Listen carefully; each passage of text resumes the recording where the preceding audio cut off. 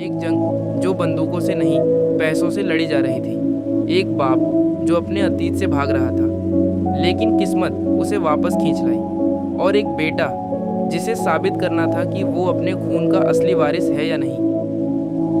1940 का समय है जब नाजी सरकार एक खतरनाक प्लान बनाती है। वो कैदियों से नकली पैसे छपवाती है ताकि ब्रिटेन की इकोनॉमी को क्रैश किया जा सके और जंग जीती जा सके।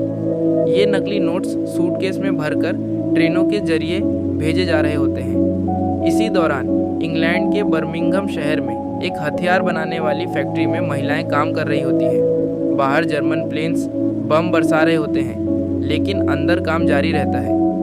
उसी दिन एक महिला का बर्थडे होता है। सब मिलकर गाना गाते हैं, लेकिन ये खुशी का पल अचानक तब खत्म हो जाता है जब एक बम फैक्ट्री पर गिरता है और सब कुछ पल भर में ख़त्म हो जाता है। दूसरी तरफ टॉमी, जो कभी पीकी ब्लाइंडर्स का सबसे बड़ा नाम था, अब अकेले कंट्री साइड में रह रहा है और अपनी बायोग्राफी लिख रहा है। उसका असिस्टेंट जॉनी उसे बताता है कि बर्मिंघम पर हमला हुआ है, लेकिन टॉमी पर कोई असर नहीं होता। वो अपने अतीत से भाग रहा है, लेकिन अंदर से टूट चुका है। उसे अपनी मरी हुई बेटी के विजन्स आते हैं और एक दिन उसे अपने घर के बाहर एक लाल स्कार्फ मिलता है जो उसकी बेटी से जुड़ा लगता है। ये चीज़ उसे परेशान कर देती है। उसकी बहन एडा उससे मिलने आती है और उसे वापस आने को कहती है क्योंकि हालात बहुत ख़राब हैं, लेकिन टॉमी मना कर देता है। एडा उसे बताती है कि उसका बेटा चार्ल्स जंग में है और दूसरा बेटा डुक अब गैंग चला रहा है, लेकिन गलत रास्ते पर जा रहा है। टॉमी फिर भी वापस नहीं आता।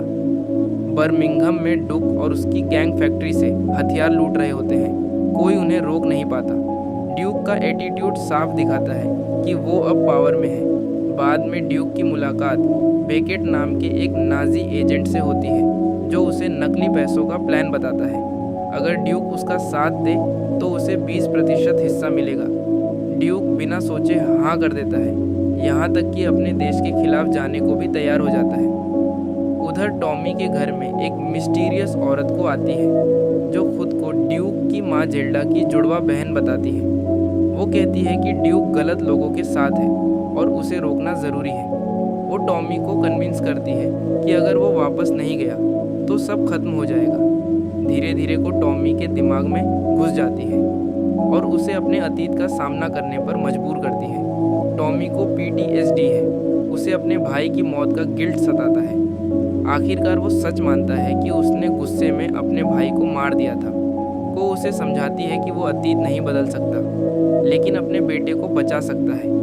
यही बात टॉमी को वापस एक्शन लेने पर मजबूर कर देती है। बर्मिंघम में सिचुएशन और ख़राब हो जाती है। ड्यूक बेकेट के साथ मिलकर काम कर रहा होता है, लेकिन जब बेकेट उसे टेस्ट करता है तो ड्यूक एक आदमी को मार देता है। वो अंदर से डर जाता है, लेकिन अब वो इस गेम में फंस चुका है। दूसरी तरफ एडा लोगों को इकट्ठा करके ड्यूक के खिलाफ गवाही इकट्ठा कर रही होती है। बेकेट को ये बात पता चल जाती है और वो ड्यूक को एडा को मारने के लिए कहता है। ड्यूक तो कोशिश करता है, लेकिन अपने परिवार के लिए उसका दिल उसे रोक देता है।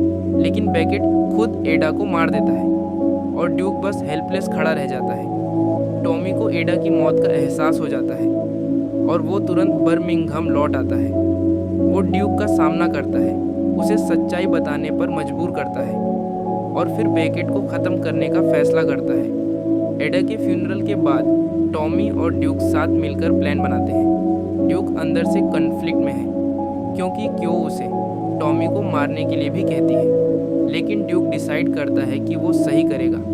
लिवरपूल में फाइनल प्लान एग्जीक्यूट होता है। टॉमी टनल के जरिए अंदर जाता है, जबकि ड्यूक बेकेट को कंफ्यूज करता है। जर्मन सोल्जर्स आते हैं, लेकिन टॉमी और उसकी गैंग उन्हें ख़त्म कर देते हैं। टॉमी नकली पैसों को डिस्ट्रॉय कर देता है, जिससे नाजीज का पूरा प्लान ख़त्म हो जाता है। आखिर में बेकेट टॉमी को गोली मार देता है, लेकिन टॉमी भी उसे मार देता है। टॉमी मरने के करीब होता है और ड्यूक को कहता है कि वो उसे ख़त्म कर दे। ड्यूक पहले मना करता है, लेकिन टॉमी के इंसिस्ट करने पर वो ट्रिगर दबा देता है। टॉमी मर जाता है और ड्यूक नया लीडर बन जाता है। वो गैंग को ऑर्डर देता है कि सारे नकली पैसे जला दिए जाएं। अंत में टॉमी को एक जिप्सी कार्ट में रखकर जलाया जाता है।